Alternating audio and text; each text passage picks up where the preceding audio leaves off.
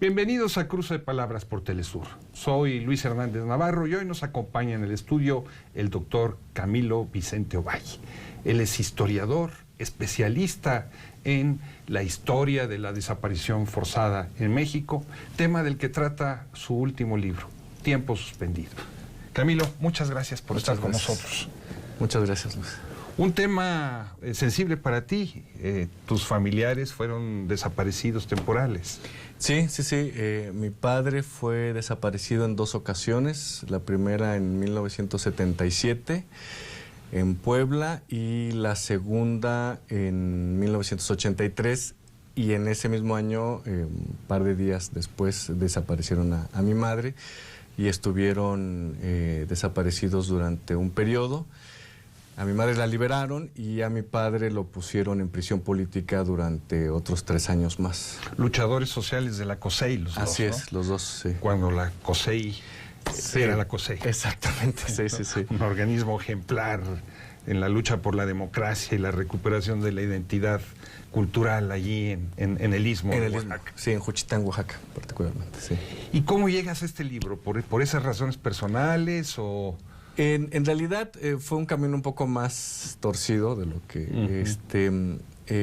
Bueno, yo desde chico tuve el acercamiento con el fenómeno de la desaparición forzada, no solo por la experiencia de mis padres, sino también porque muchos de mis amigos y amigas de infancia son hijos de desaparecidos. En el caso de Juchitán está el caso de Víctor Pineda Nestroza, Víctor Yodo, y su familia es muy cercana con la mía, Irma Pineda, que ahora es la poeta, gran poeta zapoteca, y que además ahora es representante ante la ONU de los pueblos indígenas de América Latina y el Caribe. Bueno, y su padre es desaparecido permanente. Y bueno, pero no solo por eso, sino por los estudios que realicé tanto en la licenciatura y los posgrados, estaba yo muy cercano a los fenómenos represivos en América del Sur, particularmente en Uruguay, en Argentina. De hecho, una de mis primeras investigaciones fue sobre los familiares de desaparecidos en Uruguay. Y claro, entonces comenzó a dudar, bueno, hay una deuda con México. No solo una deuda personal o familiar, sino hay una deuda con la historia de este país. Y ahí fue cuando fue como una respuesta ética, decir, no puedo trabajar los casos de otros países sin mirar el propio. Entonces fue cuando comencé a trabajar ya seriamente sobre las desapariciones en México. Y te sumerges en los archivos. Tú dices en tu libro, los archivos no son neutros. Están hechos de tal manera que se pueda contar la historia con un determinado sesgo. Exacto, y en este caso son fundamentales porque estos archivos, que denominamos archivos de la represión, es decir, los archivos que guardan los documentos de todas las instituciones del Estado que participaron en la contrainsurgencia en México, particularmente entre los años 60 y 80, dan cuenta precisamente de la estrategia del Estado para contener o eliminar a disidencias políticas de distinto signo ideológico, particularmente aquella que se reivindicaba como socialista, comunista o de izquierda popular. Entonces los archivos no nos cuentan la historia de estos movimientos, nos cuentan algo más importante, bueno, nos cuentan algo muy importante. Desde el punto de vista policíaco. Exacto, nos cuenta cómo el Estado mexicano fue estructurando su estrategia para combatir a las disidencias políticas. Y en ese sentido son archivos fundamentales, porque son hasta el momento una de las únicas fuentes que tenemos para saber y explicar por qué el Estado mexicano actuó como lo hizo y darnos cuenta de la magnitud con la que llevó a cabo la represión en México. Tu libro recupera también muchos testimonios, incluyendo de gentes que no habían hablado. Sí, esa fue una preocupación central de carácter ético-metodológico. Metodológico porque el libro lo que pretende es dar cuenta desde el propio Estado cómo es que se construyó la estrategia de la desaparición forzada en México y cuál fue la magnitud que alcanzó. Pero hay un punto oscuro, sí, de oscuridad podemos hablar en este tipo de historias, Claro. que es qué pasa dentro de la estructura de la desaparición, dentro de lo que llamo el circuito de la desaparición. Cuando ya una persona es desaparecida, ¿qué pasa dentro? Los archivos no nos dan cuenta, los archivos que han liberado hasta el momento no nos dan cuenta de eso, ¿no? No nos dan cuenta de la administración, por ejemplo, de los centros clandestinos de detención. La única forma de tener acceso a eso es a través de los sobrevivientes, que los sobrevivientes nos cuenten qué significaba la experiencia de estar dentro de este circuito de desaparición. Entonces, esa fue el primer motivo metodológico, si se quiere, pero también es un motivo ético porque una de las cuestiones que durante mucho tiempo se dejó de lado en este país fue, particularmente en temas de la desaparición, fue aquellos que sobrevivieron. Hay muchas razones por las que se dejó de lado. Primero, porque la gran mayoría de los que sobrevivieron pues se recluyeron o se dedicaron a la reconstitución de su vida privada, ¿no? De su subjetividad que se vio bastante dañada. Dejaron el pasado atrás. Dejaron el pasado atrás y pues no quisieron hablar durante mucho tiempo, ¿no? Y cuando lo hicieron, pues les quedamos a deber, ¿no? En el caso de la Fiscalía Especial para Movimientos Políticos Sociales 2001, ¿no? Cuando se instala con Fox, llama a que víctimas o sobrevivientes den cuenta de la represión estatal y al final no pasa nada, entonces muchos se vuelven otra vez a recluir. Entonces había una labor ética ahí que hacer en la recuperación de las voces de los sobrevivientes. Una de las cosas que más llama la atención en tu libro es cómo logras dimensionar la magnitud de la desaparición más allá de como durante mucho tiempo se creyó que había sido.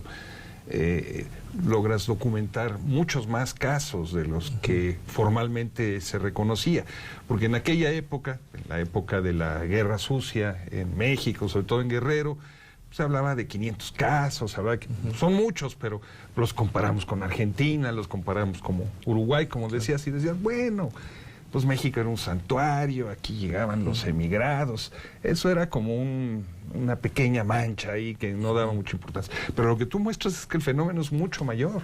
Claro, y ahí hay un apunte interesante que hacer. Fíjate, en Uruguay se tienen contabilizados alrededor de 250 casos, ahorita no tengo el número preciso, que son muchos menos incluso de los que tenemos contabilizados aquí en México. Y sin embargo, en Uruguay, la dimensión simbólica, histórica y política que ha tomado el tema de los desaparecidos es muchísimo mayor de lo que aquí tenemos, porque el punto central no es el número de víctimas, sino el punto central es cómo un Estado estructura parte de su institucionalidad y en qué magnitud estructura esa institucionalidad para eliminar a una disidencia, ¿no?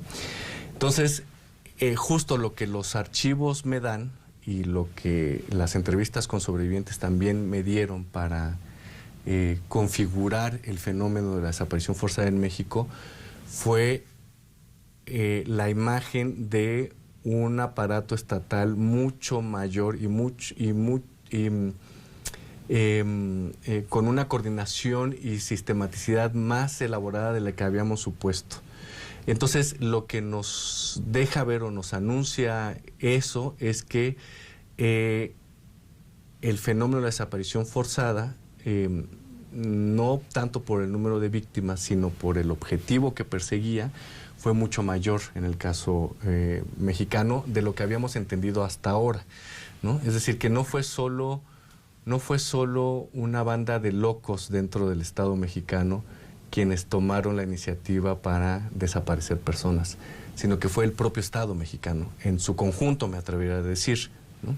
Una de las cosas que aparece también con claridad en tu libro es que la desaparición forzada no comienza con la lucha del Estado en contra de los movimientos armados, sino que abarca la paz social priista. Hablas del caso de los jaramillistas, recuperas el enriquismo. ¿Era realmente significativa la desaparición antes del inicio de las guerrillas?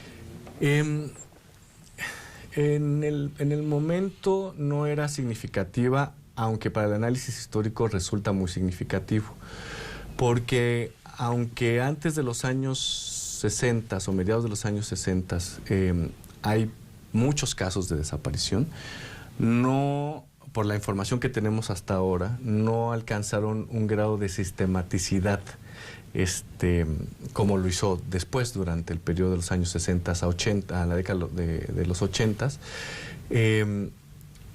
Pero lo relevante es que ya existía como práctica dentro de los organismos de seguridad nacional o de policías, particularmente la policía secreta en el caso del entonces Distrito Federal, algunas policías municipales en los estados o policías estatales. Ya existía como práctica.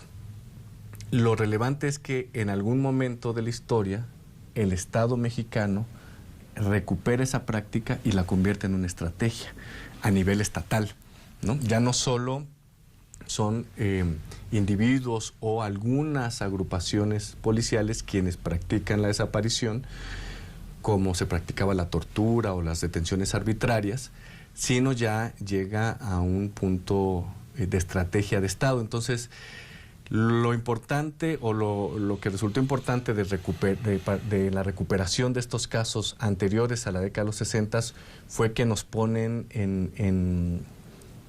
nos contraponen dos momentos de la desaparición y deja muy claramente establecido en qué momento una práctica alcanza a convertirse en estrategia de Estado. Tú explicas también cómo esta represión está a cargo de un cuerpo de hombres especiales, sí, ¿no? Así se conceptualizan. Sí. Incluyes una entrevista con Miguel Nazararo, ¿no? De Castillo, interesantísima. ¿Cómo eran esos hombres especiales? Tiene que ver con la propia historia de los órganos de seguridad en México, ¿no? Y durante su proceso de conformación había una intención de construir hombres al servicio de la nación o de lo que ellos consideraban el servicio de la nación. Y se llamaban a sí mismos hombres especiales por eso mismo, ¿no? Hombres que tenían la disposición de poner la vida propia al servicio de sus órganos de seguridad. Hay dos momentos, me parece que hay dos momentos de estos hombres especiales. El primer momento son personajes, o hay personajes con, digamos, con posturas ideológicas más o menos claras, ¿no? De la defensa del Estado a toda costa y frente a cualquiera que osara ponerlo en riesgo. Uh-huh. Pero en un segundo momento estos hombres especiales comienzan también a torcerse, dejar de ser tan especiales, como decían, y hay un grupo que comienza a irse hacia el crimen, ¿no? ¿Te parece si hacemos aquí una pequeña pausa? No se vayan, continuamos.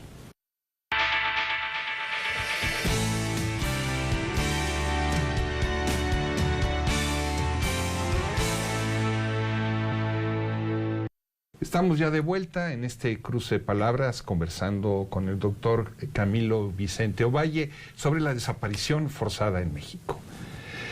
Camilo, diera la impresión de que en su momento esas desapariciones no sacudieron a las buenas conciencias mexicanas.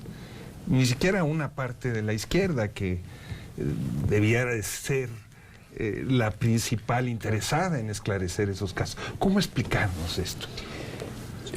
Yo creo que hay, y eso no está en el libro, pero también formó parte de la investigación, porque es una pregunta: ¿por qué nunca formó parte de las agendas o nunca fue un punto central de las agendas políticas las izquierdas, claro, no, sí, no salvo digamos, fuerzas muy localizadas, ¿no? Exacto. Y una parte es la estrategia misma, es decir, la estrategia no solo fue el ejercicio de la violencia para la desaparición de personas, sino también la creación de un discurso que, como decía Carlos Montemayor, un discurso que oculta la propia violencia, que disfraza la propia violencia, ¿no? Y entonces, durante mucho tiempo el Estado mexicano jugó muy bien con este discurso, tanto a nivel nacional e internacional, para ocultar o disminuir los efectos de las desapariciones. Además, todo el aparato de Estado y particularmente los grupos clandestinos del Estado que se pusieron al servicio de la desaparición forzada fueron muy eficientes en sus labores. Entonces, eso puede explicar un poco por qué, ¿no? Porque también hubo acompañamiento de un discurso de Estado que procuró ocultar o disminuir los efectos de la desaparición. Pero en el caso de las izquierdas es un proceso muy interesante y también muy complejo y puede ser espinoso, porque en México llegó un punto en que las izquierdas se confrontaron, por decirlo de manera muy pedestre, si quieren, dos grandes grupos, ¿no? Que en realidad es mucho más complejo que eso, dos grandes grupos.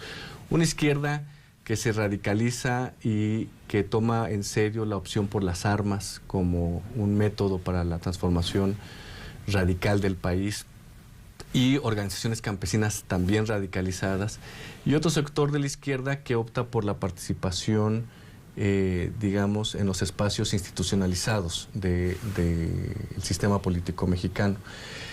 Durante mucho tiempo estas izquierdas se confrontaron y en medio de ellas un conjunto de intelectuales mexicanos, por decir algunos nombres, Octavio Paz, Carlos Fuentes, que estaban jugando entre la oposición y el respaldo a los regímenes políticos, particularmente con Echeverría, ¿no? 1970, 76. Exactamente, ¿no?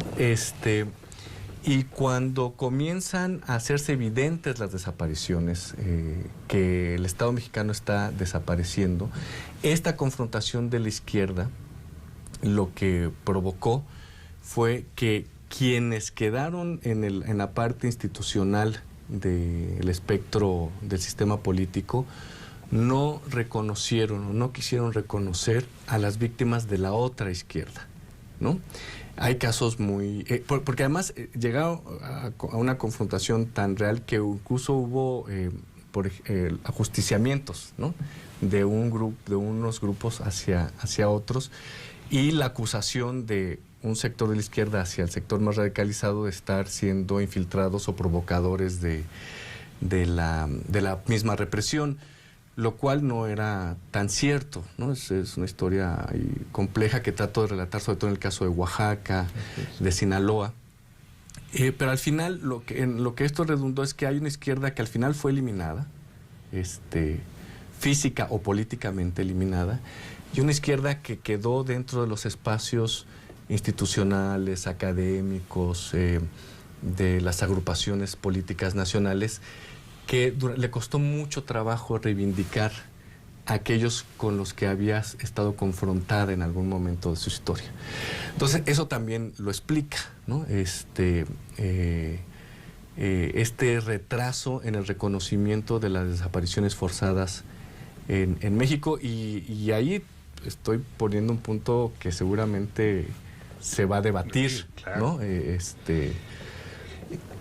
De la mano de esta apreciación que tú haces de un fenómeno de desapariciones mucho más amplio del reconocido, estaría también la otra cara del asunto, el reconocimiento de que ese movimiento armado fue mucho mayor, mucho más potente del que en su momento se quería admitir, tanto por el Estado como por las otras izquierdas. ¿Crees que es así o es exagerado decir eso? No, yo creo que es así, pero yo diría que hay núcleos armados, como la Asociación Cívica Nacional Revolucionaria, el Partido de los Pobres, la Liga Comunista 23 de septiembre, que hay núcleos armados, pero hay un movimiento de insurgencia alrededor de ellos, ¿no? Que no necesariamente está armado. Ahí es donde vieron el peligro, fue donde se detectó el peligro por parte de las instituciones de seguridad nacional, en el caso mexicano, y en el libro citó muchos de sus propios oficios secretos donde valoran la peligrosidad o el posible riesgo que esto significa. Porque si bien los grupos armados, los núcleos armados no alcanzaron en número y en capacidad militar, no alcanzaron un nivel de riesgo real para el Estado mexicano, estos grupos junto con el movimiento de insurgencia sí significaba o sí llegó a significar un riesgo en algunos momentos.